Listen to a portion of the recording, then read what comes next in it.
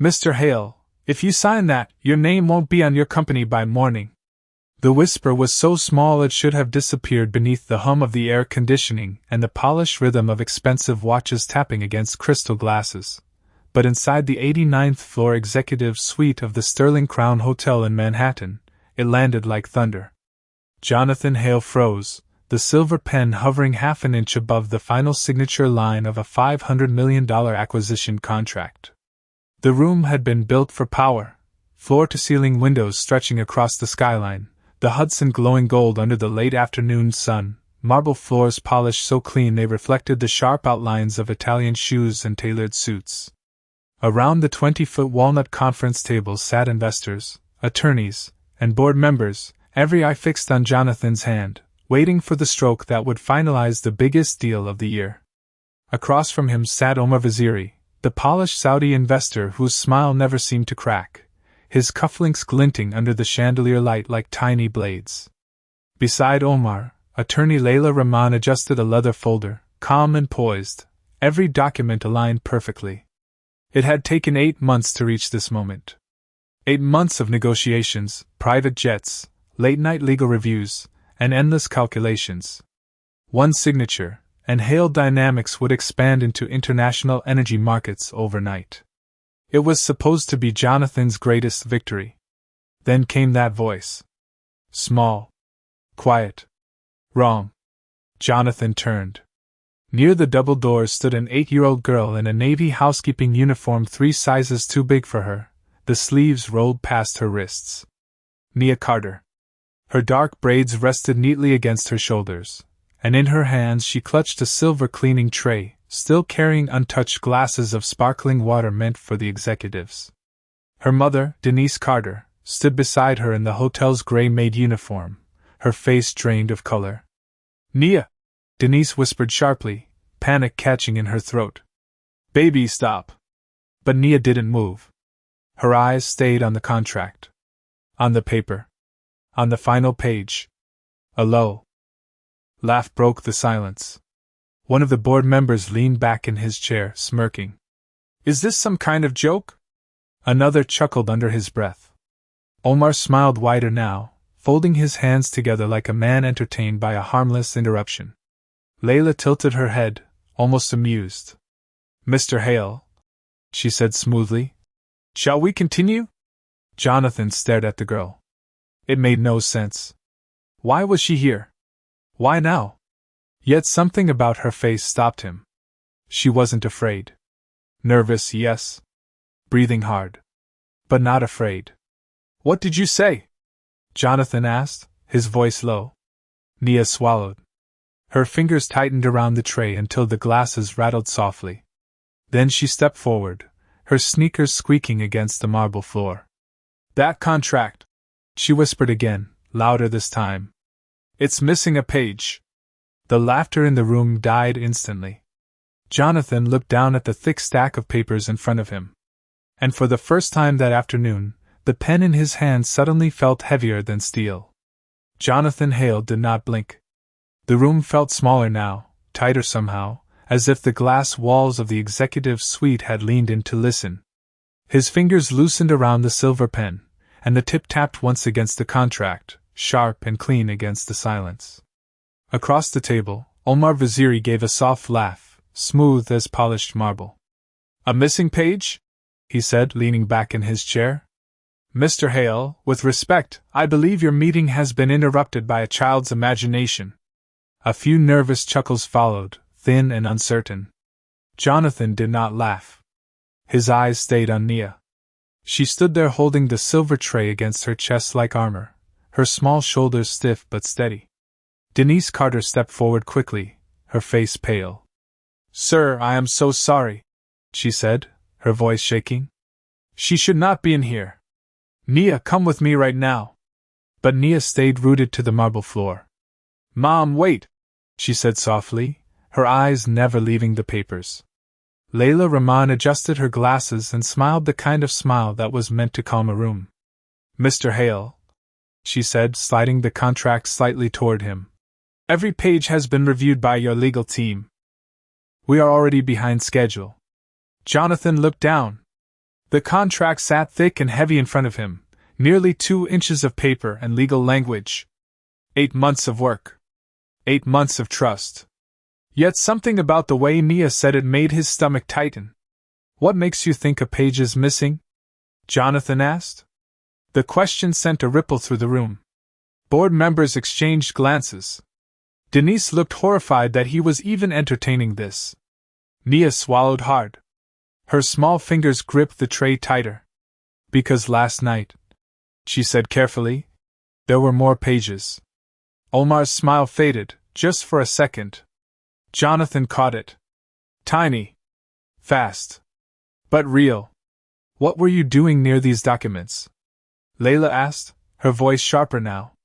Nia glanced at her mother, then back at Jonathan. Mom cleans the conference rooms at night, she said. I wait for her after school sometimes. Yesterday, Mr. Omar and Miss Layla were in here late. They left the papers on the table. Layla laughed once. Short. Controlled. So now we are taking legal advice from a housekeeping child? The room relaxed a little at that, some smiles returning, but Jonathan's eyes narrowed. Nia took one step closer. I am not giving advice, she said. I just noticed something. Jonathan flipped through the stack. Page 1. Page 2. Page 3. Smooth, ordered, perfect. Then his thumb stopped. Page 38. Then 40. His heartbeat kicked once against his ribs. He flipped back. 38. 40. No, page 39. The room went still. Completely still. The city outside the glass disappeared into silence. Jonathan looked up slowly. Layla's face had gone rigid. Omar straightened in his chair, his fingers clasped tighter now. Jonathan slid the contract toward his chief attorney, Michael Benton. Check it, Jonathan said. Michael flipped through it fast, his expression changing by the second. It is missing, Michael said quietly. Denise covered her mouth. Nia lowered the tray, breathing hard. Jonathan looked at her, really looked at her now. Not as a maid's daughter. Not as a child who wandered into the wrong room. But as the only person in a $40 million conference suite who had seen what no one else had. And then Nia said the words that made Jonathan's blood run cold. It is not just a page, she whispered. It is what was written on it. Jonathan Hale felt the temperature in the room drop, even though the thermostat still hummed at 72 degrees. The missing page lay like a hole in the middle of the contract, a silent wound no one had noticed until now. Michael Benton adjusted his tie and flipped through the stack again, slower this time, his fingers careful, his forehead tight with concern. Page 39 is gone, he said, his voice lower now. No one moved. Not the board members. Not the assistants by the wall. Not even Denise Carter, who looked caught between fear for her job and disbelief at what her daughter had just uncovered. Jonathan looked at Nia. What was on it? He asked. Nia swallowed and set the silver tray down on the edge of the table. The glasses trembled softly against the polished wood. I did not read all of it, she said. But I saw the words transfer authority and permanent control. Michael's head snapped up. Jonathan's jaw tightened. Across the table, Omar let out a sharp breath and leaned forward. This is ridiculous, he said, forcing a smile that no longer reached his eyes. A child saw legal terms and misunderstood them. That page was likely removed during revisions. Layla nodded quickly. That happens all the time in negotiations. But Jonathan did not look at them. He looked at Michael. Would those words matter? Michael's face had gone pale. If they were part of an ownership clause, he said carefully, they could change everything. Jonathan felt something cold move through his chest. Nia stepped closer to the table. There was something else, she said. Layla's voice cut in fast. Mr. Hale, with all due respect, this has gone far enough. Jonathan raised a hand without looking at her. The room obeyed the silence that followed. Go on, Nia. The little girl reached into the pocket of her oversized uniform and pulled out something small. A folded sheet of paper, creased at the corners. Jonathan stared. What is that? Nia carefully unfolded it and placed it on the conference table. It was a photocopy. Black and white. Slightly crooked. But clear enough. Page 39. Michael grabbed it first, scanning the lines with widening eyes. Jonathan leaned over his shoulder. The words hit him like ice water. Exclusive emergency asset transfer. Temporary executive displacement. Voting authority reassigned upon signature execution. Jonathan's throat tightened. That is not temporary, Michael said quietly. That clause hands operational control to the buyer the second you sign. Jonathan looked up slowly at Omar. Omar's face had hardened now, his polished calm cracking at the edges. Layla stepped in quickly. That copy could be fabricated. But Nia shook her head. I made it. The room turned to her. Denise looked stunned. You what? Nia looked at her mother, then back at Jonathan. The copy machine was still on after they left. I saw the page on the table. I thought it looked important because Mr. Omar said no one could see it yet. So I copied it. Jonathan stared at the small girl standing beside a billion-dollar table, holding the truth in her hands like it weighed nothing. Then Michael pointed at the bottom of the page, his voice tight. Jonathan, there is a signature line here. Jonathan looked down. The signature line was not his. It was Omar's. Already signed. The air inside the executive suite felt sharp enough to cut. Jonathan Hale stared at the signature at the bottom of page 39, Omar Vaziri's name already written in dark blue ink, neat and deliberate, as if the outcome had been decided long before anyone entered this room. The polished city skyline behind them seemed distant now, the gold sunlight fading into colder shades across the glass. Jonathan lifted the photocopy slowly, his eyes scanning the clause again, each word landing heavier than the last. Temporary executive displacement. Voting authority reassigned. Asset transfer upon signature. It was not an investment partnership. It was a takeover. Across the table, Omar straightened his tie and forced a smile back onto his face. Jonathan, he said calmly, you are overreacting to an incomplete draft. Jonathan looked up. An incomplete draft?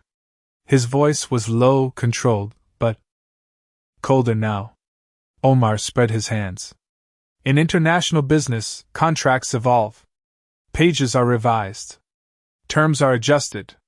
Surely your legal team understands that.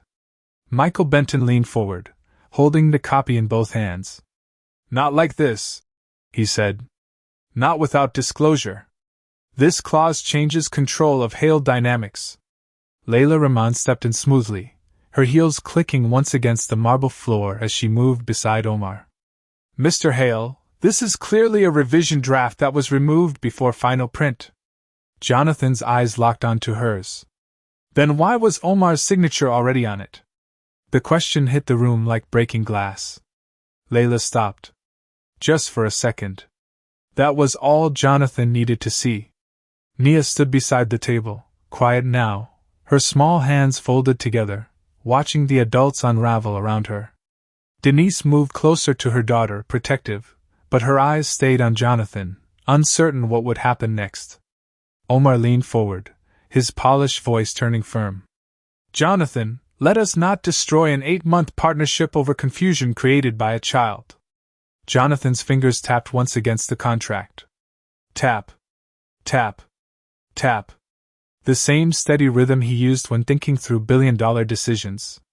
But this felt different. This was not about markets. This was trust. He looked at Nia. You said you heard something too? Nia nodded slowly. Last night, she said, her voice soft but clear. When Mom was cleaning, I was outside the door. Mr. Omar said, once he signs, it is ours by sunrise. Omar's face hardened. That is absurd. Layla folded her arms. A child overhearing half a conversation is not evidence. Jonathan turned to Michael. Pull the hotel security logs. Layla's composure cracked. That is unnecessary. Jonathan looked at her sharply. Unnecessary? His chair slid back against the floor as he stood, 6'2", his shadow stretching across the polished table. The room seemed to shift with him. A missing contract page, an ownership transfer clause, a pre-signed signature, and now a witness. I think necessary is exactly where we are. Michael was already reaching for his phone. Omar stood too, his voice tightening. Jonathan, if you walk away from this deal now, you will regret it. Jonathan stepped closer, the photocopied page in his hand. No, he said quietly. What I would regret is signing before listening to the only honest voice in this room. Silence swallowed the space between them. Then Michael's phone buzzed. He looked at the screen, and whatever he saw drained the color from his face. He looked up at Jonathan. The security footage from last night, Michael said carefully. There is something you need to see. Michael bent and turned his phone toward Jonathan, the screen glowing cold against the polished wood of the conference table. The security footage loaded in silence, the small spinning circle at the center seeming louder than the room itself. Every person in that executive suite leaned in without realizing it, drawn toward the truth like gravity. Jonathan took the phone and pressed play. The footage showed the same conference room 12 hours earlier, just past 11:30 at night. The lights were dimmed to half power, casting long shadows across the marble floor. Denise Carter moved quietly in the background with her cleaning cart, wiping down the far windows. Near the table sat Omar Vaziri and Layla Rahman, the contract spread open under the yellow glow of the table lamp. Jonathan watched as Omar slid a page across the table. Layla picked it up, read it, and nodded. Then, clear as day, she removed one sheet from the contract stack and replaced it with another. Jonathan paused the video. The room went still. His pulse beat hard in his ears. Michael leaned closer. That is the page switch, he said. Jonathan pressed play again. Omar signed the page. Then Layla carefully folded it into a separate leather folder while the main contract stack was reassembled. The timestamp blinked in the corner. 11:42 p.m. Jonathan stopped the video. Slowly he looked up. Omar's calm expression had vanished now, replaced by something tighter, sharper. Layla crossed her arms, her jaw stiff. That proves nothing, she said. Draft revisions happen every day. Michael shook his head. Not after legal finalization. Not after compliance lock. Jonathan handed the phone back to Michael, his fingers steady now, almost too steady. That was how his board knew he was angry. Not loud. Not wild. Quiet. Controlled. Dangerous. He turned to Nia. How did you know to copy it? Nia looked down for a second, then back up. Because they were whispering, she said. And when grown-ups whisper over papers, it usually means something important. A few of the board members exchanged glances. Jonathan almost smiled, but the weight in his chest stopped it. Denise placed a hand on Nia's shoulder, her face still pale. Sir, I did not know any of this. I swear. Jonathan nodded once. I know. Then he turned back to Omar. You came into my company offering partnership. His voice was low enough to make the room lean in. But you brought takeover documents. Omar straightened his jacket. I brought opportunity. Jonathan shook his head. Opportunity does not hide on missing pages. Layla stepped forward.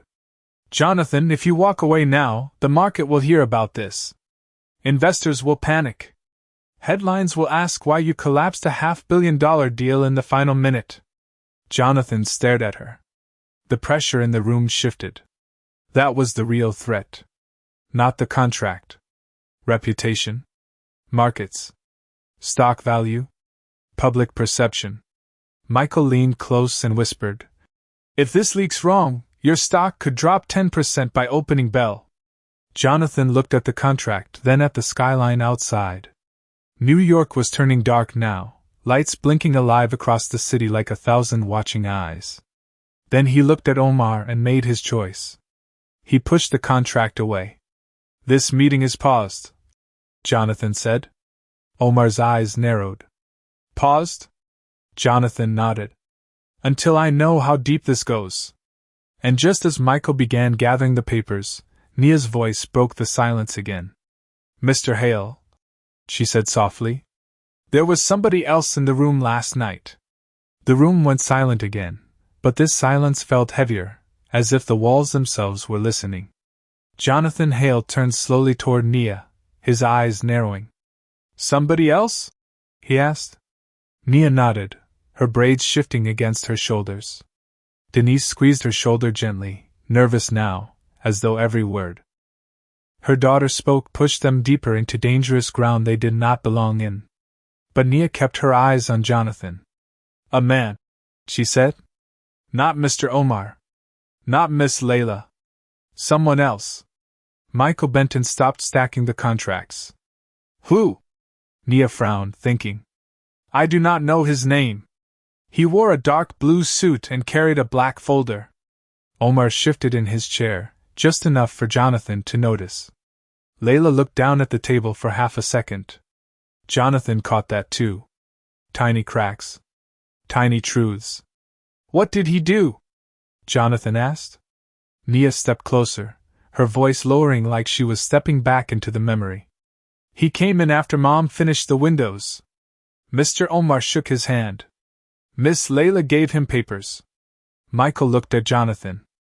That means there is another player. Jonathan's mind moved fast now, connecting pieces. This was no simple contract trick. It was layered. Planned. Built to survive scrutiny. He looked at Michael. Pull every hallway camera outside this room from last night. Michael nodded and stepped aside, already making the call to hotel security. Omar stood abruptly, smoothing his jacket. Jonathan, enough. We have business to finish. Jonathan looked at him, cold and still. Business? He held up page 39. This is not business. This is deception. Omar's jaw tightened. Careful. Jonathan stepped closer, close enough to see the tiny bead of sweat near Omar's temple. No, Jonathan said. Careful is what saved me. Layla stepped between them, her voice calm but strained. Mr. Hale, you are making assumptions based on incomplete context. Jonathan laughed once. Short. Dry. Incomplete context? He looked at the missing page, the hidden clause, the signed transfer line, the security footage. That seems to be the theme tonight. Michael returned with his phone, his face tense. Hallway footage is up. Jonathan took it and pressed play. Grainy black and white video filled the screen. 11:47 p.m. The conference room door opened. Omar stepped out first. Layla followed. Then a third man emerged. Tall. Gray hair. Expensive watch. Jonathan's breath caught. Michael looked at him. Do you know him? Jonathan stared. He did. Thomas Reed. Senior Vice President of Hale Dynamics. 15 years in the company. One of Jonathan's closest executives. One of the men who helped build the business from the ground up. The room tilted for a second. Jonathan felt it like ice down his spine. Betrayal always hit harder when it wore a familiar face. That is impossible, Michael whispered. Jonathan did not answer. He watched Thomas Reed shake Omar's hand in the hallway, then pass him a folder. Layla smiled. Omar nodded. Then the three of them walked away together. Jonathan lowered the phone slowly. Across the room, Omar said nothing now. Layla said nothing. They did not have to. The truth had moved beyond suspicion. It had shaped now. Names. Faces. Jonathan looked at Nia, the small girl standing beside her mother in a room full of $1,000,000 suits. She had seen it first. The thing all of them missed. Michael leaned in close. Jonathan, if Reed is involved, this may go deeper than one contract. Jonathan's eyes hardened. He folded page 39 carefully and slid it into his jacket pocket. Then we stop reacting, he said quietly, and start setting the trap. Jonathan Hale stood at the window, 89 floors above Manhattan, watching the city lights flicker alive like signals in the dark. Behind him, The conference room had emptied of noise but not tension. Board members whispered in corners. Michael Benton was already on calls with internal security and compliance. Denise Carter stood near the doorway, holding Nia close now, as if the truth her daughter uncovered had changed the shape of the room itself. Jonathan adjusted his cufflinks, his reflection sharp against the glass. 15 years. Thomas Reed had been beside him for 15 years. Through expansions, recessions, public offerings, and boardroom wars. Jonathan trusted him with numbers no one else saw. And tonight Thomas had stood in this room passing secrets to Omar Vaziri. The betrayal did not burn. It froze. Michael stepped beside him, lowering his phone. "Internal records are being reviewed," he said. "But if Reed is involved, he has had access to everything." Jonathan nodded once. "Then we do not confront him." Michael frowned. "What?" Jonathan turned from the window. His face had changed. Not shocked anymore. Focused. Sharp. "We let him believe the plan is still alive." Michael understood immediately. A countertrap. Jonathan walked back to the conference table and looked at the contract, at the silver pen still resting there like it had been waiting for him all night. "Call Thomas," Jonathan said. "Tell him I want him here. Now." Michael hesitated. "And Omar?" Jonathan looked across the room. Omar sat perfectly still now, his polished confidence thinner than before. Layla stood beside him, arms crossed, eyes unreadable. "They stay," Jonathan said.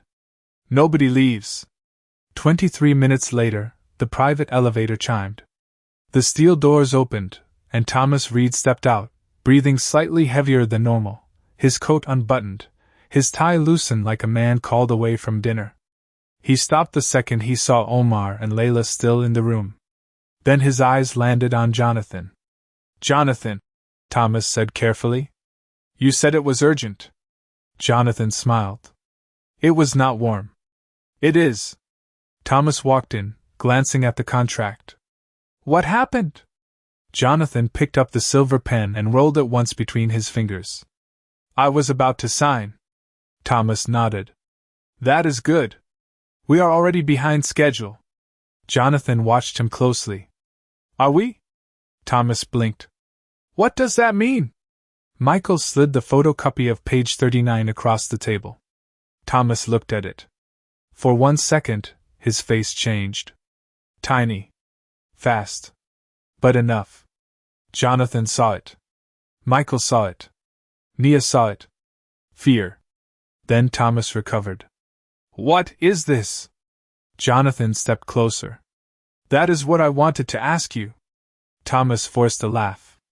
"Jonathan, I have never seen that page." Jonathan nodded slowly, like he believed him. Then he surprised everyone. He sat down. Pulled the contract back toward him. Lifted the pen. Omar straightened. Layla uncrossed her arms. Thomas froze. Michael looked confused. Denise tightened her grip on Nia's shoulder. Jonathan placed the pen over the signature line again.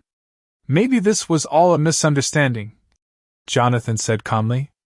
"Maybe I should finish what we started." Omar smiled for the first time in 20 minutes. Layla exhaled. Thomas relaxed. But Nia's eyes widened. She looked at Jonathan, confused. Jonathan glanced at her for half a second. "Just enough. Stay quiet. Trust me." Then Jonathan lowered the pen toward the paper and said the words that changed the room. "Before I sign," he said, "I just want to hear Thomas explain why he met with Omar in secret last night." Thomas Reed did not answer right away.